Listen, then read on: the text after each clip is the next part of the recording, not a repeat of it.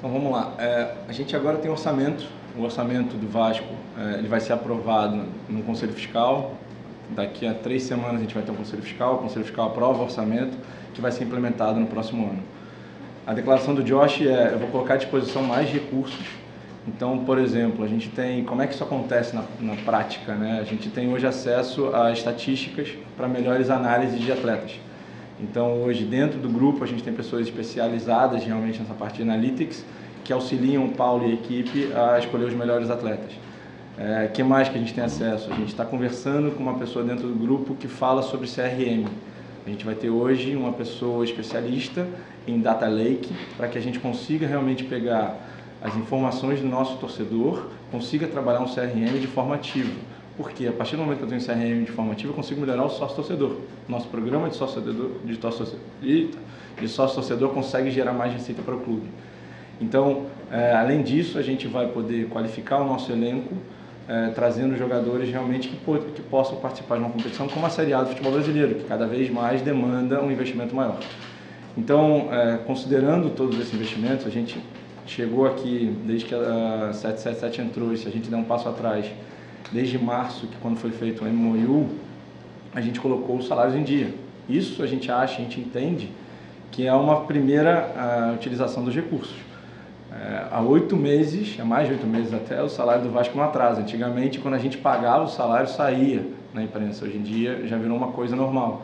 A gente consegue trazer profissionais que estavam em outras empresas ou em outros clubes que têm interesse em hoje trabalhar no Vasco da Gama. A gente consegue tirar profissionais de mercado corporativo que entendem que a indústria do futebol ela vai gerar muito recurso, como já tem gerado. Se você olhar os 3 que subiram são SAF, né? A gente está falando da gente está falando do Bahia, a gente está falando do Cruzeiro e o Grêmio, todo que acaba não sendo SAF, mas os 3 da Série B que subiram, a gente está falando de 3 clubes que são SAF. É um investimento direto, um investimento que vai ser realmente revertido ao futebol através da melhora na qualidade e da infraestrutura no futebol. Pra vocês verem, a gente já começou a fazer obra no CT. A gente chegou aqui no domingo, na segunda-feira a gente já tinha caminhões para melhorar os campos. Então isso está acontecendo. É aí que vai ser realmente aplicado um investimento de melhoria de infraestrutura e plantel. São Januário, a 777, o Vasco entende que a gente tem hoje 2 casas. Maracanã é a casa do Vasco e São Januário é a casa do Vasco. Historicamente, o Vasco conquistou vários títulos em Maracanã, então a gente tem que estar dentro do Maracanã, assim como a gente tem que tomar conta de São Januário.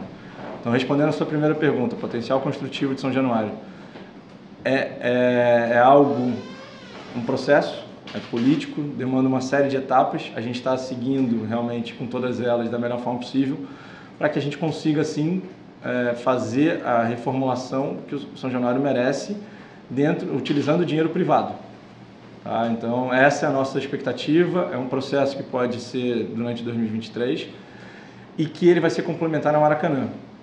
Por que a gente trouxe, por que a gente entendeu ser necessária a vinda da W Torre e da Legends? A W Torre hoje possui a Allianz Arena, que é uma das arenas mais rentáveis do Brasil. A gente entende que isso é importante para um ativo como o Maracanã. Eles entendem que o Maracanã ele é rentável, sim, porque você pode utilizar, além de jogos de futebol, você pode utilizar eventos, você pode fazer shows, você tem uma série de dinâmicas. Se eu não me engano, a W Torre teve no ano passado 25 shows. Então é algo que a gente pode utilizar. Isso vai ser bom para o estado do Rio de Janeiro. Porque o Maracanã sendo bem utilizado, não só como futebol, mas também como show, você melhora a economia do estado. Então a W Torre a gente entendeu e eles entenderam que era importante estar no Maracanã. A Legends é uma das maiores operadoras de estádio do mundo. Os maiores estádios do mundo hoje, a gente está falando do AT&T, que fica em Dallas, do SoFi, que fica em Los Angeles.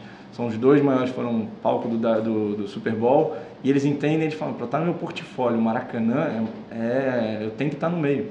Então a gente está aqui para realmente ajudar vocês. A junção da W Torre com a Legends nos fornece operadores profissionais de estádio. O que a gente está trazendo com a SAF? Profissionalismo. A gente está trazendo pessoas certas para o lugar certo. Se eu tenho um estádio, eu tenho um ativo como o Maracanã, eu tenho que trazer os melhores operadores para isso. A gente entendeu que a junção Legends, W Torre e Vasco da Gama potencializa a utilização do Maracanã, sabendo que São Januário continua sendo a casa do Vasco, sabendo que o Maracanã é a casa do Vasco, e a gente tem sim interesse não só em fazer a concessão, como até aplicar para essa concessão precária. Porque hoje o que existe é uma TPU entre o Flamengo e o Fluminense com o governo do estado. A gente já mandou um ofício ao governador se colocando à disposição para dizer o seguinte: por que a gente não pode ser utilizado? Se hoje a gente entende que tem parceiros que colocam o Vasco da Gama como um grande prestador de serviço. E a gente entende que não só o Vasco, como a W Torre, como a Legends, pode sim já atuar nessa concessão precária. E se for o caso, e a gente já pediu uma reunião com o governador, a gente já quer sim, na próxima renovação, a gente quer que essa renovação já leve em consideração o Vasco da Gama e seus parceiros.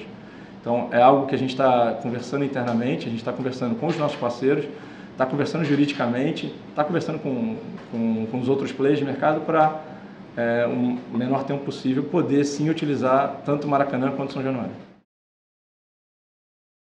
E na negociação com a 777, 700 milhões são para investimento, 700 milhões são para pagamento de dívidas. Tá? Isso gera um valor total de 1,4 bi. E esse foi o número que a gente usou. Com base nos 700 milhões de investimento, a gente tem que realmente fazer os aportes necessários para que o Vasco consiga não voltar ao seu protagonismo, mas ao mesmo tempo também ter a estrutura necessária para desenvolver os seus talentos. Porque uma grande parte que o Vasco entende, e até no final fez bastante diferença, foram os crias, né? Foi a nossa divisão de base. Eu não vou entrar muito no mérito dos números, de quanto é que vai entrar de aporte agora, quanto vai entrar depois. A gente tem, e aí foi falado na época, os 700 milhões que vão ser nos próximos 3 anos de investimento. É uma discussão de quando é que a gente vai precisar, quando é que a gente precisa fazer capital call, não precisa. Eu vou deixar isso um pouco de lado, porque eu acho que o importante para o torcedor a gente hoje tem investimento, digamos que a gente sempre usou um pote só, e a gente sempre falava, a gente só tem um caixa único que paga todas as dívidas e paga o operacional do Vasco. Hoje em dia a gente tem 2 potes, digamos assim, um pote a gente vai pagar as dívidas e outro pote a gente vai investir. Não necessariamente eu vou pegar o dinheiro do investimento para pagar a dívida. Isso facilita o nosso trabalho, isso facilita a busca de novos atletas. Eu tenho certeza que o fato da gente hoje estar com salário em dia, premiação em dia, toda a estrutura e o potencial que o Vasco possui, porque afinal de contas o Vasco tem o seu potencial extremamente reconhecido por todas. O Vasco teve mais de quase 8 jogos em TV aberta. O Vasco levou em São Januário mais de 430 mil pessoas em jogos em casa. Então todo mundo sabe do potencial do Vasco. O que a gente quer é que realmente esse potencial se realize. E a melhor forma de fazer isso é através de investimentos. Realmente trazer a torcida para dentro, explicar o que a gente está fazendo, mostrar que é um crescimento sustentável, é um crescimento ao longo do tempo. A gente não vai conseguir fazer uma cesta de 10 pontos, não vai ser... o Vasco quer ser protagonista desde o primeiro ano. E a gente vai fazer de tudo para que isso aconteça já a partir do ano que vem.